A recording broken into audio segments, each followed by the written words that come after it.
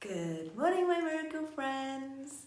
A Course in Miracles, lesson 138. Heaven is the decision I must make. Heaven is the decision I must make. In this world, heaven is a choice, because here we believe there are alternatives to choose between. We think that all things have opposites, and what we want, we choose. If heaven exists, there must be hell as well, for contradiction is the way we make what we perceive and what we think is real. Creation knows no opposite, but here is opposition part of being real.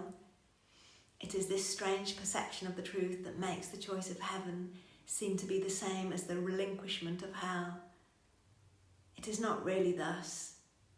Yet what is true in God's creation cannot enter here until it is reflected in some form the world can understand.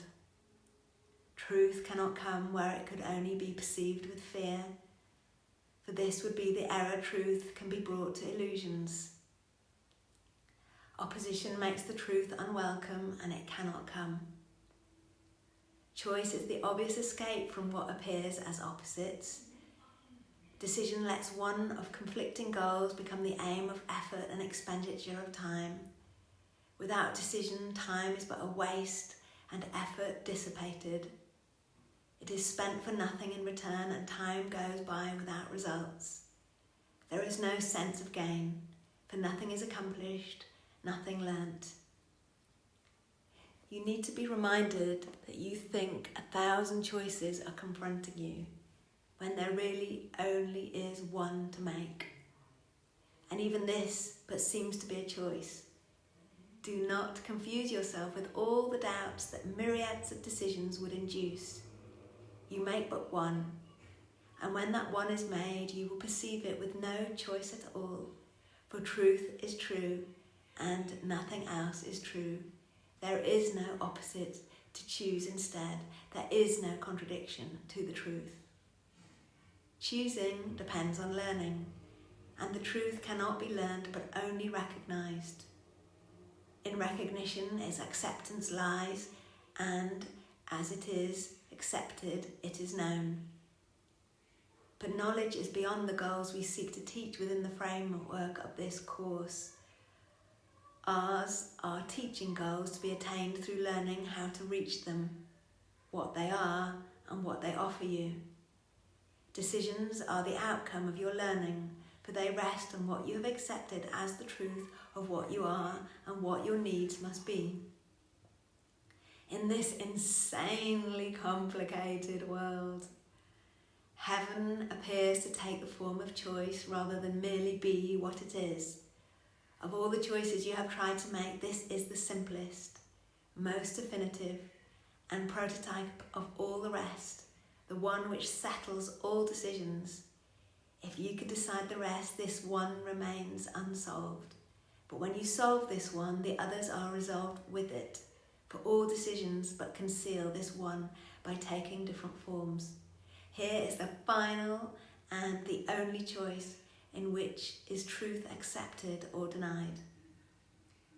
So we begin today considering the choice that time has made to help us make. Such is its holy purpose, now transformed from the intent you gave it, that it be a means for demonstrating hell is real, hope changes to despair, and life itself must in the end be overcome by death. In death alone are opposites resolved, for ending opposition is to die, and thus salvation must be seen as death, for life is seen as conflict. To resolve the conflict is to end your life as well. These mad beliefs can gain unconscious hold of great intensity and grip the mind with terror and anxiety so strong that it will be not relinquished its ideas about its own protection. It must be saved from salvation, threatened to be saved, and magically armoured against truth. And these decisions are made unaware to keep them safely undisturbed, apart from the question and from reason and from doubt. Heaven is chosen consciously. The choice cannot be made until alternatives are accurately seen and understood. all that is veiled in shadows must be raised to understanding, to be judged against, this time with heaven's help. And all mistakes in judgment that the mind has made before are open to correction, as the truth dismisses them as causeless. Now are they without effects. They cannot be concealed because their nothingness is recognised. The conscious choice of heaven is as sure as is the ending of the fear of hell when it is raised from its protective shield of unawareness and is brought to light. Who can decide between the clearly seen and the unrecognised? Yet who can fail to make a choice between alternatives when only one is seen as valuable, the other as wholly worthless? A wholly worthless thing above an imagined source of guilt and pain. Who hesitates to make a choice like this? And shall we hesitate to choose today? We make the choice for heaven as we wake and spend 5 minutes making sure that we have made the one decision that is sane. We recognise we make a conscious choice between what has existence and what has nothing but an appearance of truth. Its pseudo-being brought to what is real is flimsy and transparent in the light. It holds no terror now for what was made enormous, vengeful, pitiless with hate, demonstrates obscurity for fear to be invested there. Now it is recognised as but a foolish, trivial mistake. Before we close our eyes in sleep tonight, we reaffirm the choice that we have made each hour in between. And now we give the last 5 minutes of our waking day to the decision with which we awoke. As every hour passed, we have declared our choice again in a brief, quiet time devoted to maintaining sanity. And finally, we close the day with this, acknowledging we chose but what we want, and we choose what we want. Heaven is the decision I must make. I make it now and will not change my mind because it is the only thing I want. Yeah.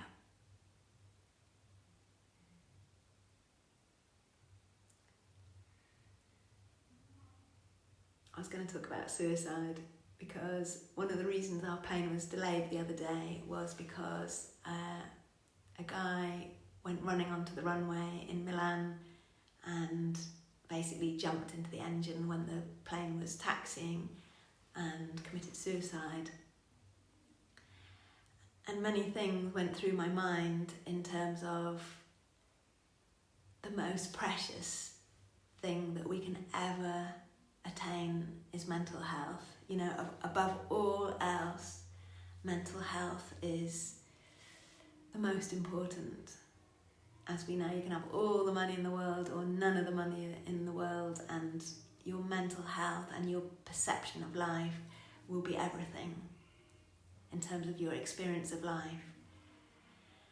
And I remember going to Mexico and visiting some Mayan ruins, and there was a goddess of suicide. And I was like, wow, that is so amazing that in our culture, suicide is seen as such a bad thing, and in other cultures, it's not. And I'm always interested in heaven is the decision I must make, including with horrific pieces of news or horrific things that happen to people.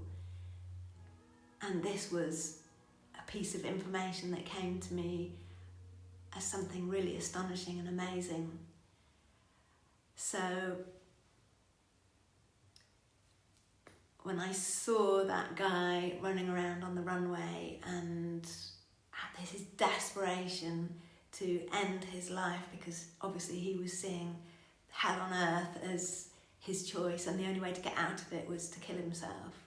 Whereas I know we can have hell on earth, heaven on earth, or hell on earth, one thought away from heaven on earth, one thought away from heaven on earth, did I say, or hell on earth? But anyway, we just got this one thought that can take us over the edge one way or over the edge the other way. The other thought that came to me was, never underestimate how a kind word to someone, or a smile, or a little text message to someone you haven't been in touch with for a while, or a little encouragement, never underestimate that could make or break someone's day, or your own, you know? Life is fragile, and we can choose heaven every day. And then another funny thought, years ago, in my different healing things, one of my teachers said, you know, just because you're dead doesn't mean you've reached enlightenment. And that really cracked me up, because we've all got this idea that once we leave this suit of clothing that we're currently in, that, you know, everything will be perfect and fine. And that was another thing that kept me personally from not topping myself, was, what if? It depends if you believe in karma or not, but might not be the answer. You might not like the answer that is like, after you leave this suit of clothing, you might have even more work to do, so let's just make peace on earth now. Let's make heaven on earth now, instead of thinking it's my best solution. Anyway, enough of that. Beloved divine, loving light within us and all around us.